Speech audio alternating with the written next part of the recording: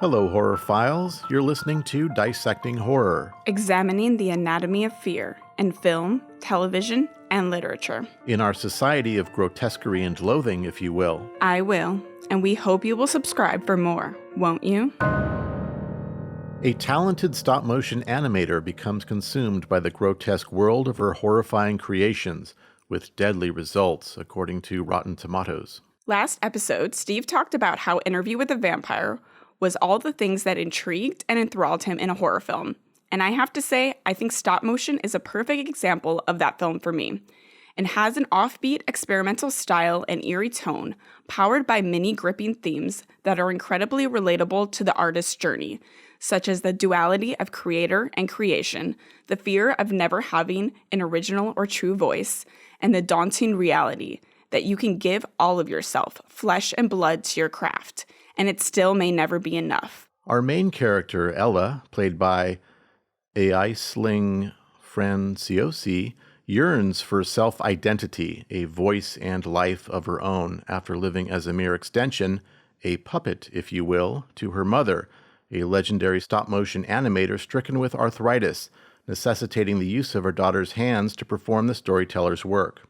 Ella's mother, Stella, played by Suzanne Blake, a refreshingly pronounceable name for a change, is insufferably strict and overbearing, crushing her adult daughter's creativity and growth. I find that situation to be a clever setup to a horror story about stop motion. However, it did take me 2 viewings of the film and thoughtfully working all that out in writing to actually process and appreciate what was there. Perhaps I'm just not that observant or deep, but I also don't feel I need my hand held with every detail spelled out.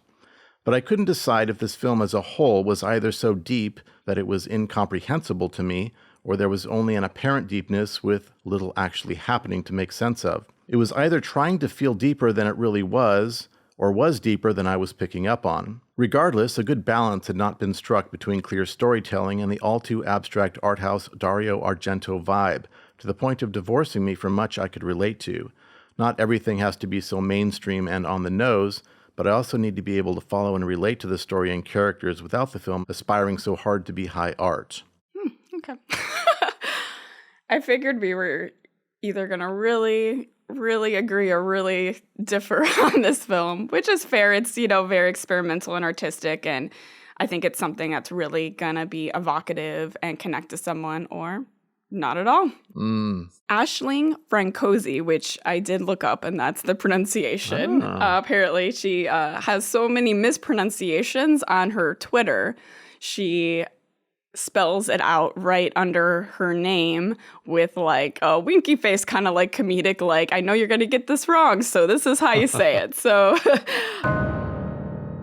Aside from that occasional juicy body horror, the best part of the film for me, by far, was the actual stop-motion sequences themselves, which comprised only a few brief moments scattered over the film. The story and the stop-motion animation itself she is creating does not seem to hold much significance or parallel to what's happening in her life or with her fate, at least that I could figure out. How is this symbolic of anything or furthering the story's theme? Felt like a missed opportunity. Or did it make sense to you? I think it kind of, one of the main themes of this film, I think, is fear. In this film, her fear takes many different forms, but fear of control, I think, is like a big source of it. And that is kind of shows in many different ways. So I think with the film within the film is more kind of taking that in a more traditional horror, just survival, or just this looming, mysterious, scary figure coming after you in this entrapping setting, and kind of giving into that in a way. And for her, in her real life, there's a lot of different fears, but like one thing that it goes into is definitely fear of control, of not having a voice, of like not creating something that matters, of I think even validation, especially with the relationship with her mother. Some of it, they didn't have to spell out too much, but some of it you can assume if she kind of followed her path, likely narcissistic, and the mother probably never really gave her much encouragement or validation. It seemed like that kind of dynamic of someone who can never really quite live up to their parents', high expectations. But there must have been something that kind of sparked this, this love of this art, that was given by her mother, even while constantly demeaning her and telling her you're not doing this right and all of that. So I think it was kind of a more traditional horror sort of mirror image of more human everyday fears that she was facing in a long answer. Well, that's an interesting interpretation, but I'm feeling like you're maybe having to stretch a little bit to make it fit, make it work. I don't know that it doesn't feel like it would be that obvious. If that is in fact what they were going for, I don't know that they did a very good job of putting it out there. But something about good art is that it's open to interpretation and allowing each of us to look at things in a certain way that we can reflect on and has meaning for us. So I'm down with that. I was not convinced the torment she experienced under her mother justified the psychosis she was manifesting. Sufficient trauma had not been set up to make her behavior make sense. I can see how living for so long under that level of suppression could make someone crack. However, her mother's stroke and coma early in the film should have been liberating for her, if anything. Yet she remains tormented in a further deteriorating state. I get that people can be crazy for inexplicable reasons, even when brought up by loving parents, but aside from her oppressive mother, there was no real motivation for her emotional and mental decline. I don't know. I think I viewed it less of, was she just so traumatic to make this reasonable? I think it even ties into very relevant whether you're a horror, or it doesn't even have to be horror, but there is a lot of dark, taxing material out there. So whether it's from a writer-director, standpoint, and I think sometimes even more as an actor, because you have to really go there and bring something authentic of yourself and kind of be in that mindset. And a lot of times you're portraying, whether it's, based on a real person or not, you're kind of bringing alive, whether it could be a sociopathic killer or it could be someone who's just experiencing torment or abuse or anything. But there's a certain need to bring that to life in a realistic way where you have to get in that mindset. But in this case, a stop motion animator, I don't see that level of involvement. There's no reason it couldn't be, but it feels more detached to me because it's so slow. It's like one frame at a time. That they don't have. It's not like getting lost in it in that sense. It's more like it's paced in a way that you're always able to judge on a technical basis each frame that you're doing. You're focused on that technical aspect to where you're probably not going to get lost in the character in its motions beyond doing that. I found the pacing and stop motion to be perfect. It gripped me from the beginning with a striking, enchanting, dreamlike style, added constant foreshadowing tension and eerie escalations, while taking enough time on our protagonist's story and struggle, making us invested in her plight for artistic satisfaction, even while she fell farther away from the world around her. We all have our own preferences on ambiguity versus the more clear-cut. I can see for some this might come across as too literal or on the nose with its metaphors, as characters do literally spell out some things to come, or things the character is most threatened by, like, you will never have control, and then seeing how trapped she is. Or even her mom calling her a puppet constantly, as she is controlling her to control the puppets, and then diminishing her ambitions to contribute ideas and have a creative identity of her own. The puppet, of course, is a fixture of their art, but also puppets were considered a small figure of a human being used in sorcery. Again, used by another without having the power herself. I don't mind some having to go back and think what something might have meant in films, especially the more artistic. Sometimes it offers more power to a story, allowing each viewer to take away what it means to them. I also don't love when I watch something and everything is so vague, unclear, and up for interpretation that it doesn't manage to affect or stimulate me, or even let me walk away feeling like I really knew this person's story or what it meant to its creator. Stop motion offered a good balance of exploring many connective themes through haunting, symbolic visualization, taking us on a thrilling journey of creative fulfillment and personal destruction in equal measure, while still letting there be some room for wondering and interpretation, which I guess was not the case for you, but my opinion. Fair enough. I didn't get the sense that any specific supernatural element was actually present, though perhaps there should have been to suggest some alternate explanation for what was happening. No, I viewed it as like a descent of psychosis, really just of this mad ambition, and again, like a look at how much you have to throw.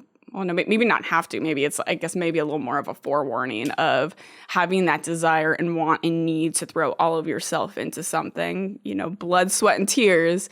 But they're kind of being a line that if you give yourself too much, especially to something with dark material, then it can destroy you.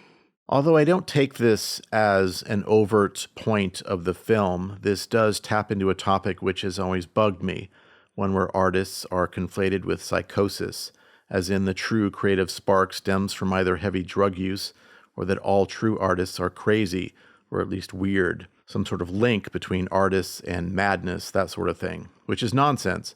In my observation, artists are really no more crazy than the rest of the general population. They may or may not be more dramatic, expressive, or artistic about how they go about their eccentricities is all. Look at any film set and you'll find it filled with talented professionals, mostly artists, conducting themselves as sanely as anyone else.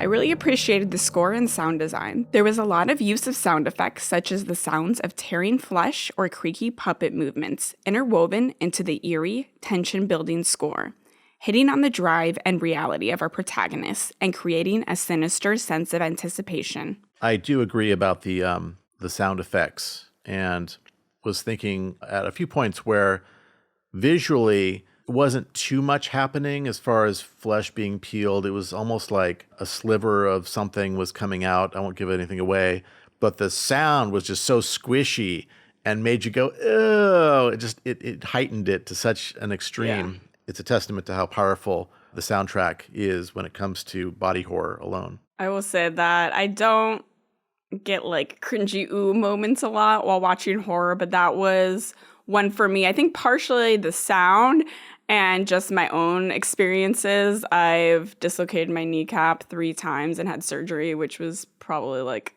getting over that surgery is probably like the most difficult time I had in my life. And I can, again, my leg's better, but like I still kind of feel it. I feel that kind of connected thing. So body horror connected with even minor surgery, and again, the placement tends to give me a lot more. So it's also could be a little personal thing. But the score, however, if you want to call it that, is closer to sound design here. An assortment of grating, screeching string instruments, among other experimental fare found in countless horror films to the point of cliché. I do love these sorts of disjointed orchestral horror tones when used sparingly or to punctuate a moment, but when it's used as actual score for prolonged periods, it becomes a bit random and uncreative, even if it does fit the mood well and feels too generic, even lazy. For me, this commits the most atrocious sin of any film, horror or otherwise. It bored me. I must have checked how much time was left at least 20 times throughout. I expected the pacing to pick up after the first act, but it never did. And when a film fails to engage you, it's going to drag. This is one of those that feels like a 15-minute short stretched out to feature length. Indeed, if I were the one editing this at a pace I prefer, 15 minutes is what we'd be left with. 20 tops. I get that everyone has their own tolerance for what is considered too fast or too slow. Some prefer things take their time. I am not that person. Wow. Again, another one amazing how we watch the same film and have such different experiences. Of course, Like I said, I was exhilarated from the first shot, and I was like, wow, the pacing is perfect. It's constantly moving forward and giving us more and more. Wow. But okay. I certainly wasn't invested in her as a character. And so I wanted her to just get over it, and I wasn't really feeling a sense of I wanted to watch her heal or support her. I just didn't care at all. And so that was the main thing. If I gave a shit about her, I would have probably wanted to be along that journey with her, but I just wasn't. I'm also someone who has a good amount of health issues and been trying to figure out what those are for about 10 plus years. So there's also a part of me that finds it actually oddly soothing to explore just the body just totally falling apart or becoming something new and not having control of it. Again, I wanted her to have her creative satisfaction, but I also wanted them to explore this descent fully and kind of give into it. So it worked for me. I'm not really sure what the overall message here is supposed to be, or if there even is one. There seems to be some apparent deep meaning attempted, but I don't see what I'm supposed to walk away from this with. The entire time I had no idea where this was going, in a bad way, nor did I really care. I did watch it a second time to give it a fair shot. I thought I might grasp some additional sense of what was going on, but I didn't, at all. Nor did I appreciate it any more or any less. It was exactly the same experience. No spoilers, but I was hoping the ending would culminate in some sort of intense, poignant message or meaning, paying off everything leading up to it. If it did, it went over my head. It feels closer to a horror version to the ending of 2001: A Space Odyssey, more like a weird nightmare, and is about as random and pointless, mixed in with some other Freudian bullshit. And what was with that slimy, black, egg-like thing the film opens and closes with? What does that symbolize? I mean, egg, I would say, represents birth.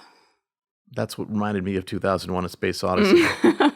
But it felt like it was just being pretentious, like that was an overall symbol of life that you can throw in there and people can just interpret it any way they want, but it felt like it was misplaced, and I don't quite get how it fits with this story. So I'm upset about that. Okay. Yeah, I don't think that was a key point for me. I actually really did like the ending and thought it was powerful and clear, but again, to each their own. Yeah, I don't know. I think it just explored a lot of things and a lot of themes really powerfully, where most seemed clear to me. There was some that you could still kind of look deeper into and be like, okay, you could probably take this away from this. But again, I think the main premise and point, I think, is acknowledging the passion and will and drive and the good elements of that, of your art and your purpose and your creative calling. And I think just also acknowledging how much it takes to create art and put yourself into it and just the connectivity of it. And without giving too much away, it was kind of addressing and acknowledging her fears beyond this Ashman, but the more kind of personal fears and things that she coped with in her life, and putting that into, okay, those are there and they might box you, but ultimately you can still have this creative satisfaction you never knew if you would be able to achieve. Well, I'm glad you got that out of this film. Yep. Okay. In conclusion, I have to say this was not a bad work at all. It just did very little for me. There was no connection. I didn't hate this film, but I do hate being bored. I liked it on par with the Rotten Tomatoes audience score of 49%, put it that way. You, Kelsey, seem more in line with the critic score of 91%, yes? Absolutely. Actually, it's my favorite horror film I've seen this year. If you enjoyed this deep cut, you'll love the podcast in full. If you would like to join our Society of Grotesquerie and Loathing, subscribe now and give this podcast a like. And be sure to comment your wretched thoughts below. Keep our podcast suffering on by finding it in your cold, black, withered hearts to support us on Patreon. A link to our PayPal is also below for one-time donations of any amount. It was nice knowing you.